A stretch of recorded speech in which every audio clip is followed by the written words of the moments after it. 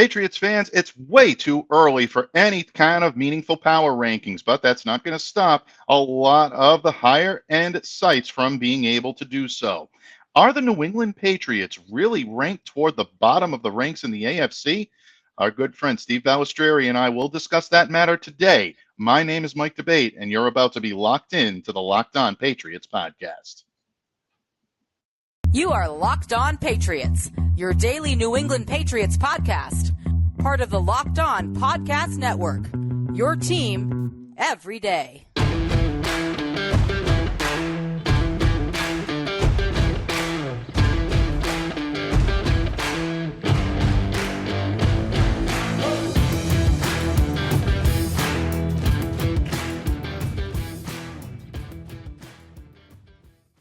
Hello to all of you Foxborough faithful, and thank you once again for making Locked On Patriots not only a daily part of your New England Patriots coverage, but also your first listen every day. Remember, Locked On Patriots is free and available on all platforms, including YouTube. So download, subscribe to, and follow Locked On Patriots wherever you get your audio podcasts, and smash that subscribe button on YouTube.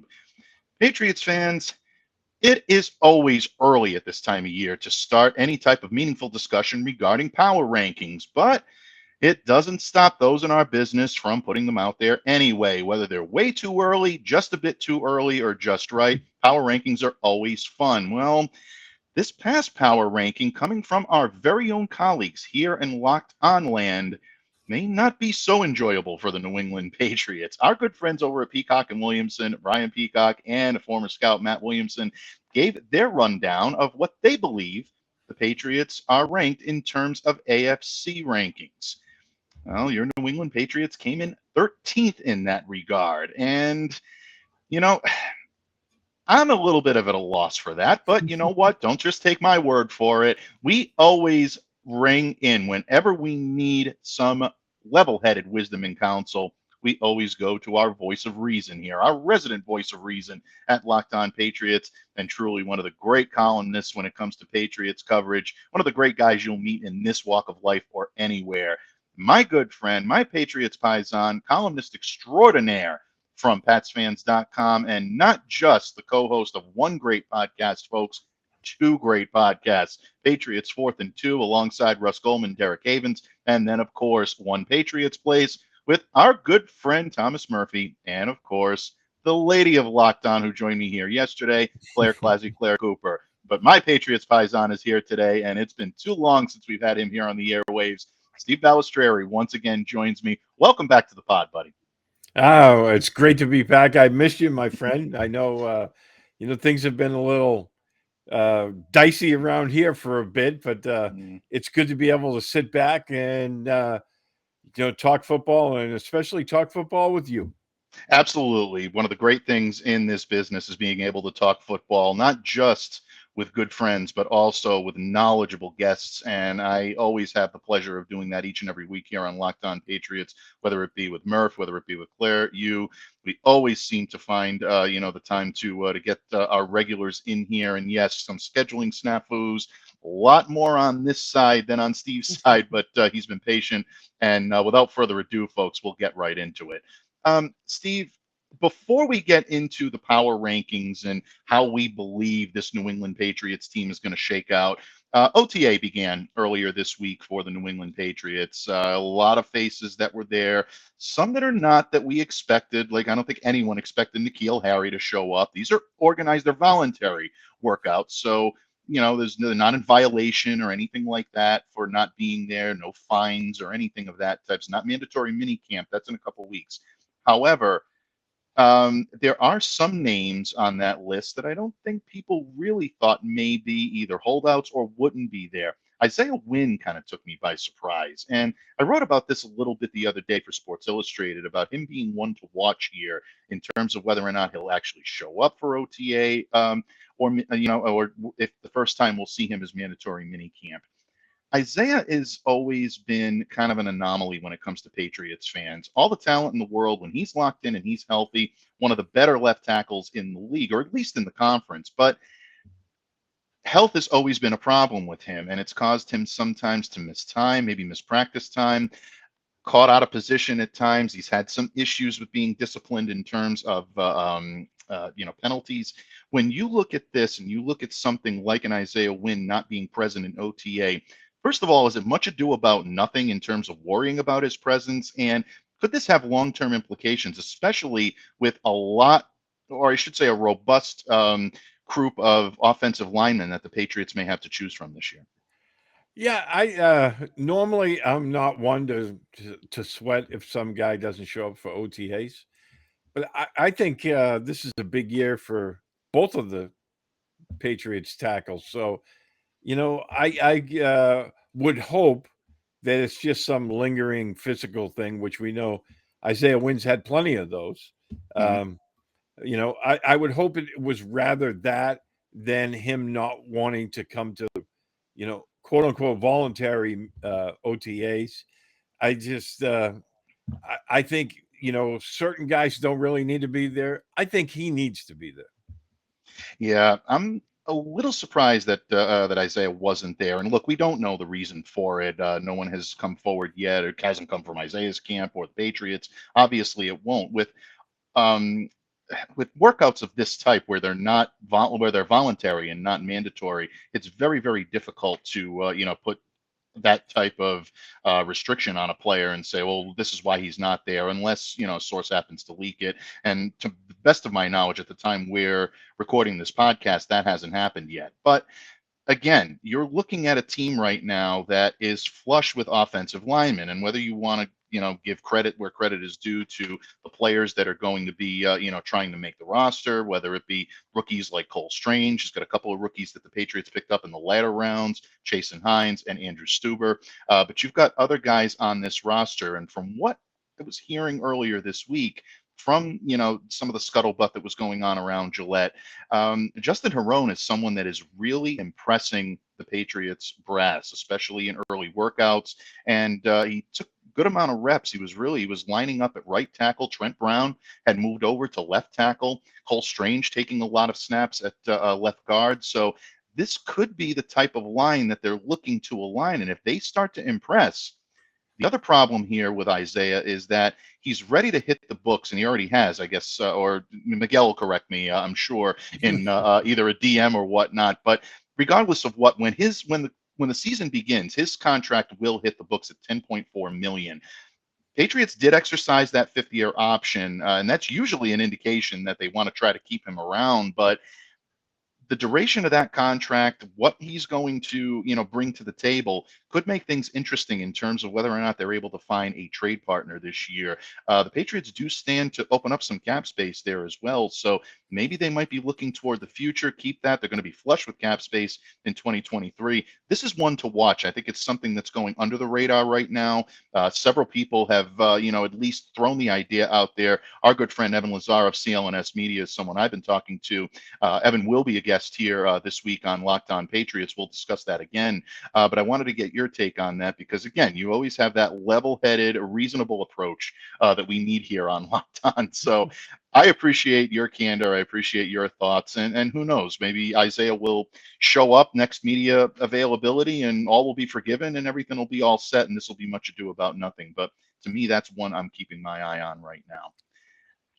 Steve, it's always fun talking about players, talking about OTA. It means that we're getting closer to the season. But as the Patriots start to assemble their roster, it's going to be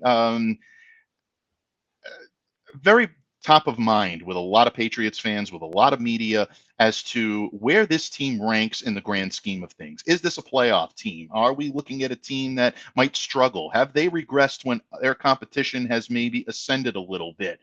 Bottom line, Patriots fans just want to know if they're going to put out a winning team on the field in Foxborough, and it's a lot of differing opinions.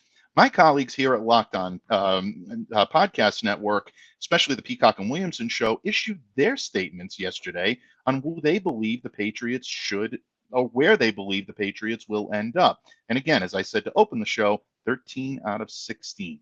Yikes. Well, we love to end on a high note, but Steve and I are going to play devil's advocate in just a moment. We're going to discuss why their prediction might actually end up coming true. That and more when this Thursday episode of the Locked On Patriots podcast continues. But first, folks, it's a great time of year to be a sports fan. always a lot of games going on. Basketball playoffs is in full swing right now. You've got hockey playoffs, Major League Baseball, the third leg of the Triple Crown coming up soon. Always a lot to handle. But if you're a sports fan that likes to make a little extra on some of that knowledge that you acquire, maybe from listening to Locked On Patriots, I don't know, but if you do, thank you.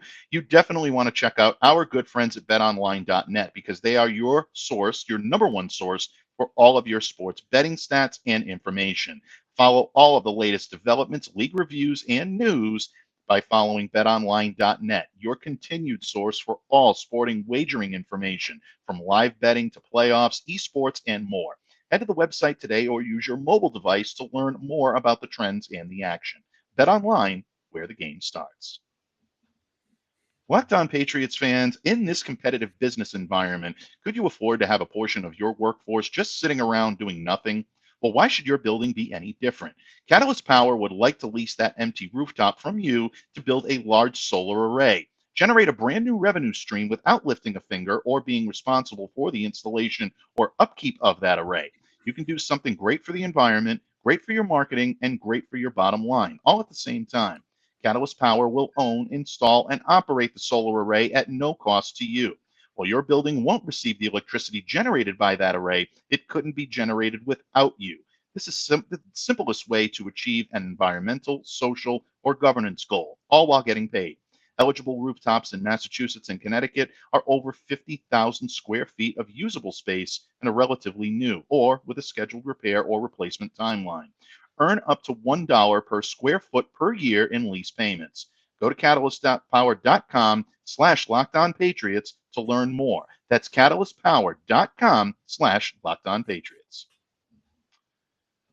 Pats fans, once again, we are joined by the resident voice of reason here on Locked On Patriots, columnist extraordinaire Steve Balestrieri of PatsFans.com. And Steve, yesterday, colleagues of mine here at the Locked On Podcast Network did not exactly have glowing things to say about the New England Patriots' chances of competing in what I do agree to be a very stacked AFC. There are a lot of teams, especially out west right now, that are doing a phenomenal job of building contending teams. There's a lot that's going, into that. And there's a lot that really, I think, the Patriots have to contend with this year in terms of teams that have improved and that might be able to make that next step. The Peacock and Williamson show are definitely some of our greatest analysts and some of our greatest, knowledge makers in the Locked On Podcast Network. Matt Williamson served as an NFL scout for a number of years. Brian Peacock, one of the better analysts in sports media. They have our New England Patriots, Steve, finishing 13th out of 16 when it comes to the AFC. Now, you and I talked a little bit offline, and spoiler alert here, folks, Steve and I don't happen to agree with that. But in the interest of being fair, we're going to play devil's advocate a little bit. Again, there's other teams that have improved. Maybe the Patriots took a step back or a step forward considering how, the offseason went. Maybe they didn't quite have the free agency haul or the draft that a lot of teams thought they were going to have. But when you look at this Patriots roster, Steve, coaching staff, schedule, it's all out now. So we kind of weigh up and down how this team can look. Why do you believe that a 13 out of 16th rank could be possible? Well, I think, looking at it, as you said, we both think they shortchanged the Patriots a little bit. But I think if you're looking at it, through a kind of a jaundiced lens, you could say, okay, they lost Josh McDaniels. Mm-hmm. They lost a lot of experience at the linebacker position, and their secondary has question marks. Mm-hmm. So that would mean, and again, you talked about Isaiah Wynn, Trent Brown. Those guys have had injury concerns. Mm-hmm. If all of that snowballs, onto the team, then you could say maybe they're going to fall that far. It would mean Mac Jones regresses instead of progresses in year two. Mm-hmm. Yeah, absolutely. I'm glad you brought up Mac because that's going to be my next question for you. I think a lot of people look at the Patriots and what they've lost. J.C. Jackson was definitely a big loss for this team in the secondary.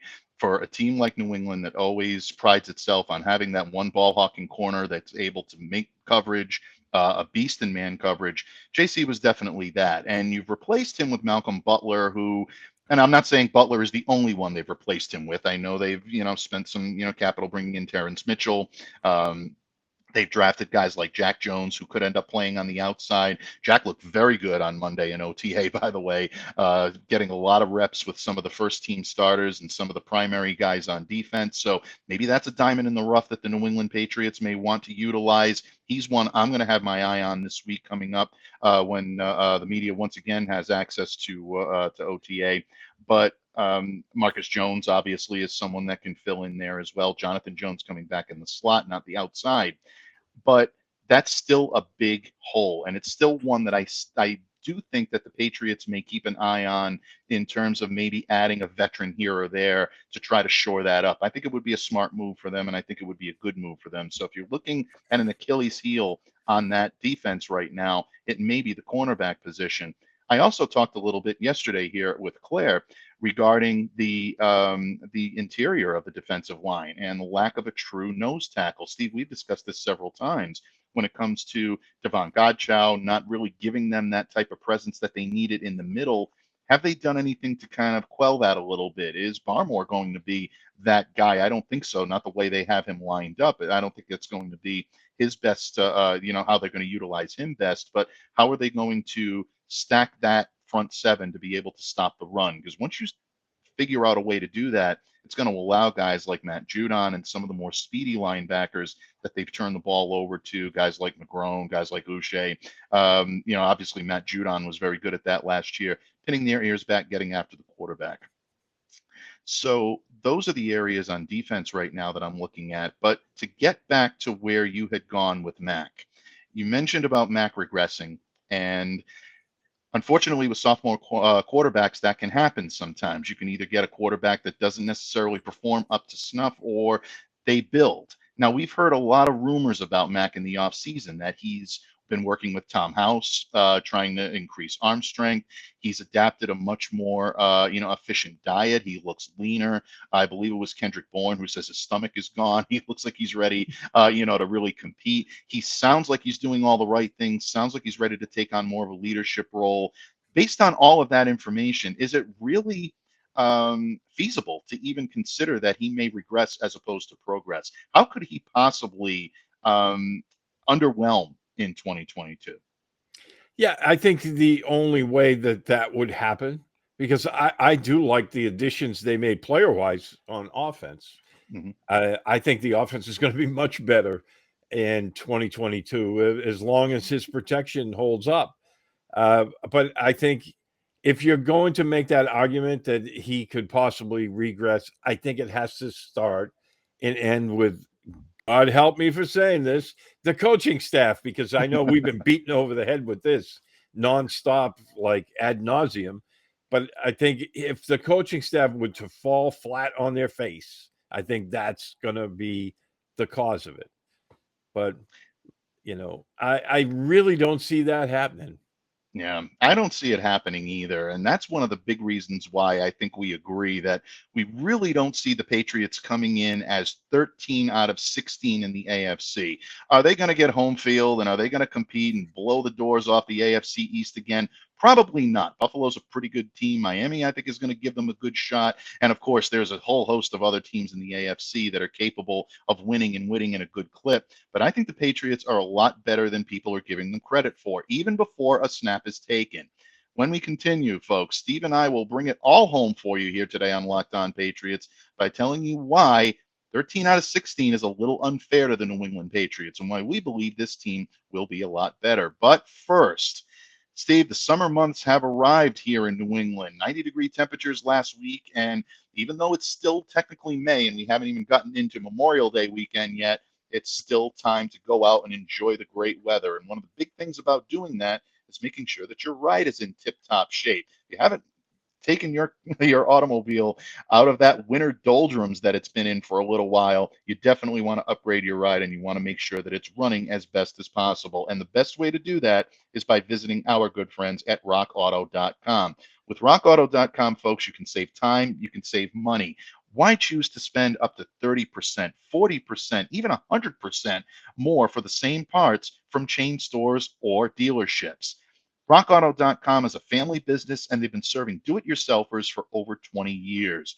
Rock Auto's prices are reliably low for every customer. You don't have to be an industry insider to get their deals. They're available no matter who visits their website. So head over to rockauto.com today because they have everything you could possibly need, from brake parts to tail lamps, motor oil, even new carpet. Go and explore their easy-to-use website today to find the solution to your auto parts needs. Go to rockauto.com right now and see all the parts available for your car or truck. Make sure to write Locked On in their How Did You Hear About Us box so they know that we sent you. Reliable selection, amazingly low prices, all the parts your car will ever need. RockAuto.com. Patriots fans, the great Steve Balestrieri of PatsFans.com, my good friend and Patriots Paisan, joins me here today on Locked On Patriots. And Steve, in the previous couple of segments, we talked a little bit about some concerns along the offensive line. We talked about why ranking the Patriots at the bottom echelon of the AFC could be possible this year if certain things don't happen, if the Patriots don't figure out a way to stop the run, if they have difficulty covering players at the cornerback position, or if Mac Jones regresses. But you know we always like to end things on a high note here on Locked On Patriots, and that's what we're going to do today.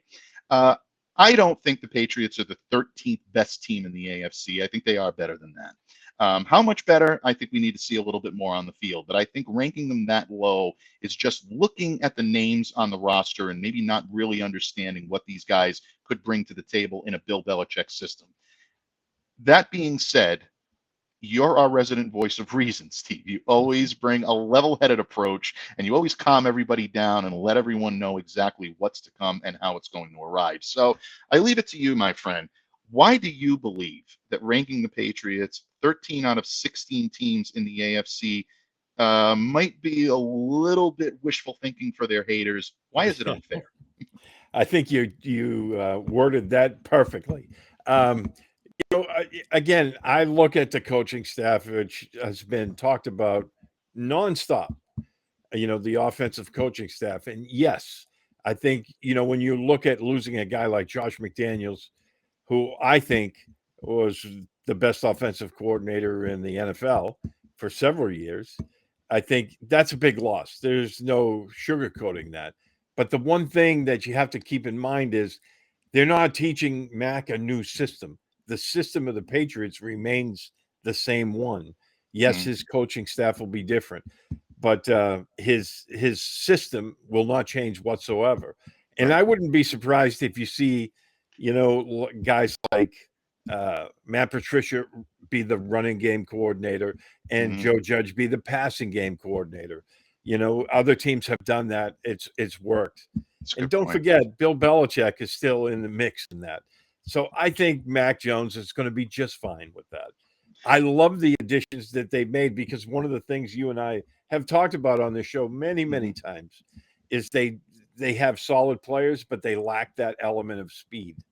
Right. And now they've addressed that. They've got a very athletic offensive lineman in the first round. They got the fastest wide receiver in round 2. And they got a blistering fast running back, later in the draft, who I think could possibly be, your long-term replacement for James White. And, he had like 10 or 11 touchdowns of 50 yards or more in his college career. I'm talking about Pierre Strong. So, I like all of these additions. And, flipping over to the defense, I know that there's questions at cornerback, but if they get the Malcolm Butler of 2020, they have Terrence Mitchell. I thought Jalen Mills I thought it was a terrible signing last year. I was pleasantly surprised that he was not. I thought it was a pretty good signing. So they still have him in there, and I like the 2 Joneses. And now we have 3 Joneses in the secondary, which ought to make life really interesting on game day. But yeah, but it was funny when they drafted Jack Jones. A lot of fans were really down on that pick, and I was like, "Hey, if you look at the reason he fell, It wasn't because he can't play. It was off-field concerns. Right. And if he's put those behind him, I think this kid can play. And the fact that you were there on Monday and you saw him, getting a lot of play time on the first day of OTAs, I think that tells you the Patriots think he can play too. Absolutely. And look, Jack was brought in several times for pre-draft visits. The Patriots spent a lot of time looking at him, vetting him, trying to understand exactly what had gone on off the field, because I think they saw a lot of potential in this kid. And don't forget, the New England Patriots have taken undrafted rookies and made them household names at the cornerback position. They employ one right now in Malcolm Butler. They just let one go in someone like a J.C. Jackson. So you're looking at two prominent outside corners that they've used. One that has a little bit more of a penchant in man, the other one that's a little bit better of a zone defender. But these two guys are capable of playing on the perimeter and being alpha corners in this defense. So that's a great point. I like the addition of Jack Jones. I love the addition of Marcus Jones as well. I am really looking forward to seeing what this kid can do. Explosive in the return game, someone that can really, I think, beat his targets down the field. He even has the versatility to flip over. Claire and I talked about this a little bit yesterday about whether or not he may see the occasional snap at wide receiver. I wouldn't be shocked. I think he's got a chance because he's done that at Houston. And not only that, but the Patriots love their trickery. Just because Josh McDaniels is not running the show on offense anymore doesn't mean the Patriots aren't going to lose their flair for the dramatic. They're going to continue that, and I think that could be interesting as well. I know you said you brought up some of the questions in the defense and whatnot, and some of the questions on offense. But defense, I know, is a specialty of yours. And we love talking linebackers, Steve. We always end up talking linebackers when you're on the show, one way or another. We've said before, the new Top Gun movie's coming out this weekend, so the need for speed is definitely there at the position. The Patriots have not added a lot of major household names at that position, but I think they've gotten younger and quicker by default with some of the guys they have on this roster, namely Raekwon McMillan, who's a guy that caught my sharp eye last year, and many others on the Patriots beat. I'm certainly not alone in that. But he stood out last year as being a player that can really make an impact. And Cam McGrone is someone that I think can step in and really be maybe that rookie linebacker that everyone in the world basically was expecting the Patriots to take. We all talked about guys like Devin Lloyd. We talked about Murph and I gushed, poetically over Nakobe Dean for weeks. And the Patriots didn't do that. I think they liked what they had in McGrone. Is this something that really could be a bright spot for the Patriots where really maybe it wasn't so much in 2021? Yeah, Derek Havens and I on our Patriots 4th and 2 podcast talked about that yesterday. The fact that they didn't take a linebacker at all, I think it tells you that they're happy with what they have with these young guys. And, if they struggle a little bit out of the gate, I can live with that because now, I think they're going to be younger, faster, more athletic. I love McGrone's tape. I think if he's fully healthy, once the season starts, he's going to be a great addition. You mentioned Raekwon McMillan. I mean, all these guys, Josh Uche, Mac Wilson, I think it's time to let these guys play. And I think because of, they're not the typical 255, 260-pound thumpers that the Patriots have traditionally targeted there. I think they're going to be a little bit more aggressive because you can't expect these smaller guys to take on 300-pound guards at the second level. I think they're going to be shooting more gaps. They're going to be a little more aggressive, maybe a little more aggressive getting after the quarterback, which can help a secondary, which might need some help. So I'm pretty stoked to see. There's still questions, obviously, because we haven't seen it yet. But at the same time, I'm very excited to see what these guys can bring. Josh Uche's in his third year. I think it's a big year for him. It is. And, they still have Matthew Judon. And, for early downs, Anthony Jennings is supposed to be back and healthy.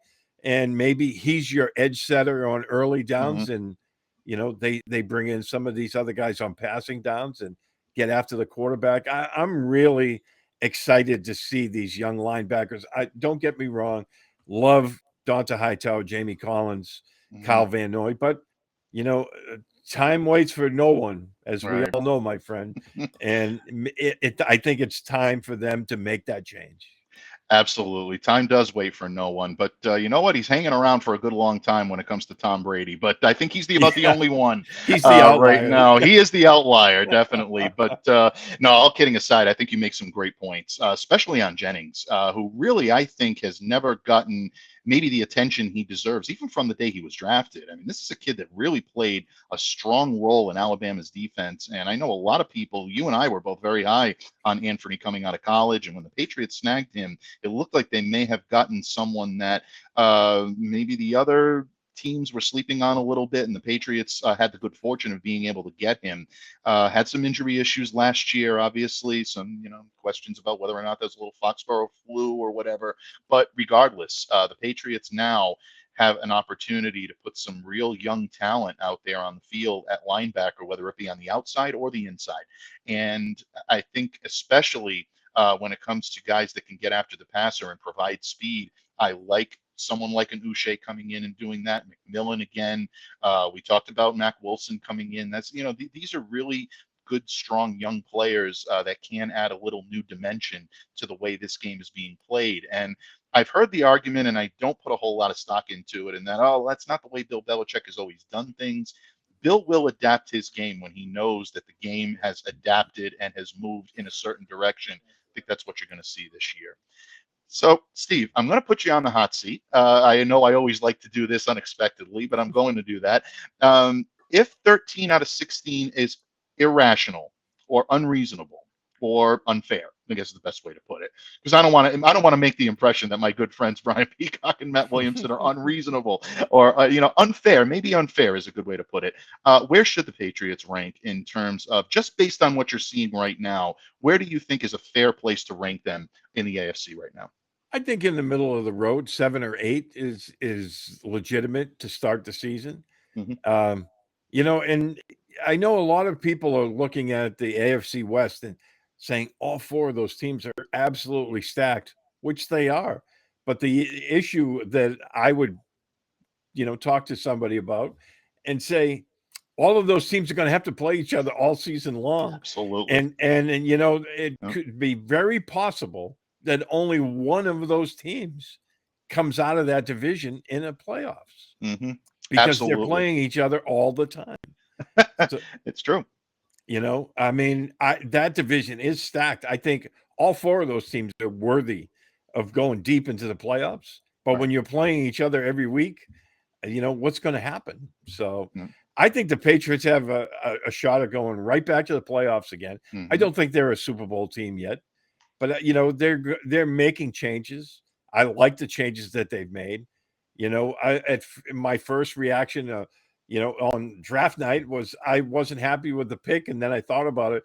I wasn't happy with it because they didn't take the guy I wanted. So, when I looked at it, I thought that it made a lot of sense. So.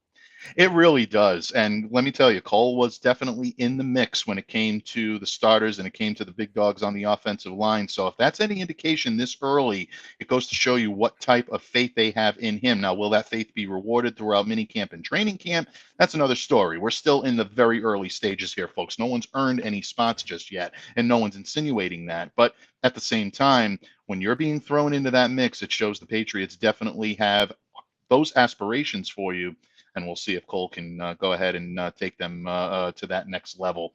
But it's always interesting, Bud. It was always interesting making moves like this. And I agree with you. I have the Patriots right now ranked at number 9 in the AFC. And I'm so glad that you mentioned the AFC West, because we are hearing an awful lot about all 4 of those teams being playoff caliber. And there's no question about it. They are. I think you make that argument. But they do have to play each other twice per year. I mean, these teams play each other twice each. So somebody has to win those, somebody has to lose those. So by default, these guys are going to beat each other up a little bit. I heard someone make the analogy for an old wrestling fan to the Royal Rumble, to four big time competitors that are out there beating each other up, and you got that low liar kind of like just waiting underneath, just kind of like hanging out in the corner. And then when these guys have done a good job of sufficiently beating each other up, then he comes over and starts throwing them over the top rope, and before you know it, he's at a top spot and maybe didn't even deserve it. But I think the Patriots are deserving of a spot, and I think they will make things interesting in the AFC this year. I think 13 is a little bit too low. Maybe 9 is a little bit too low as well, but that's where I have them right now, and maybe they'll exceed my expectations as I continue to watch them this year, and we continue to cover them. And Steve, what can I say? Your coverage is always spot on, always level-headed, and always reasonable, my friend, and that is why we call you the resident voice of reason here on Locked On. Before I let you go today, my friend, please let everyone know where they can find you, your great work, and what we can expect in the coming days and weeks from the great pen and the great voice of Steve Balestrieri. Yeah, and thank you for all those kind words, my friend. I greatly appreciate it. You can find me on Twitter, right down below here, at SteveB7SFG. I write for PatsFans.com.